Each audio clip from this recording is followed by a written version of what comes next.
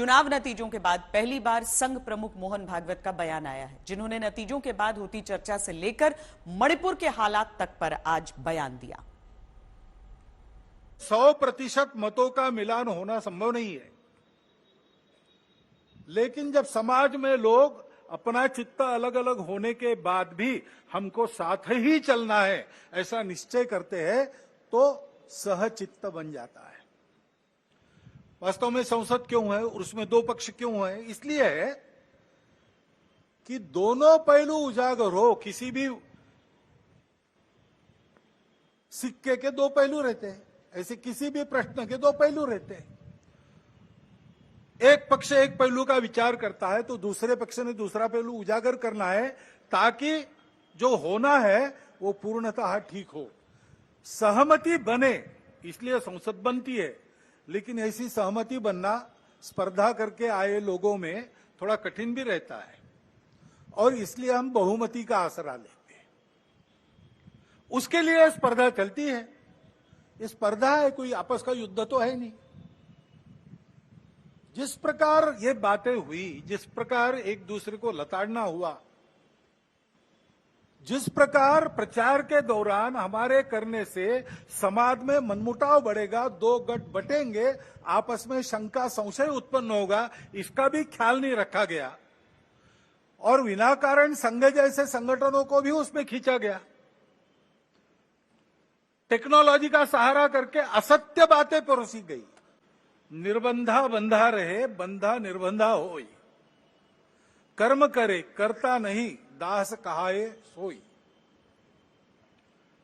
जो सेवा करता है, जो वास्तविक सेवक है, जिसको वास्तविक सेवक कहा जा सकता है, उसको कोई मर्यादा रहती है, वो मर्यादा से चलता है। काम करते सब लोग हैं, लेकिन कार्य करते समय मर्यादा का पालन करते हुए उसको करना। जैसा तथागत ने कहा है, कुशलस्य उपसंपदा। अपनी आजीविका, पेट भरने का काम सबको लगा ही है, करना ही चाहिए। अपने शरीर को भूखा नहीं रखना है, परंतु करते समय कुशलस्य उपसंपदा है, कौशल पूर्वक। यानी उपजीविका के कार्य में उत्कृष्टता जैसे उस शब्द से निर्देशित होती है, वैसे ही वो कार्य करते समय दूसरों को धक्का नहीं लगना चाहिए, ये मर्यादा भी उसमें निहित है। तो ऐसी मर्यादा रख के हम लोग काम करते हैं।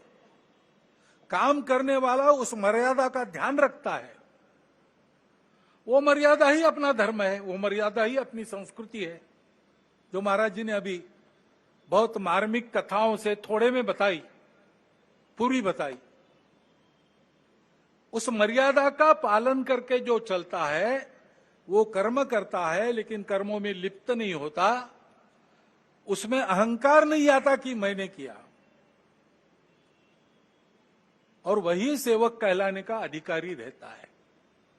जगह जगह और समाज में कलह ये नहीं चलता। अब 1 साल से मणिपुर शांति की राह देख रहा है। उसके पहले 10 साल शांत रहा। पुराना गन कल्चर समाप्त हो गया ऐसा लगा, और अचानक जो कलह वहां पर उपज गया या उपजाया गया, उसकी आग में अभी तक जल रहा है, त्राही त्राही कर रहा है। कौन उस पर ध्यान देगा? प्राथमिकता देके उसका विचार करना ये कर्तव्य है।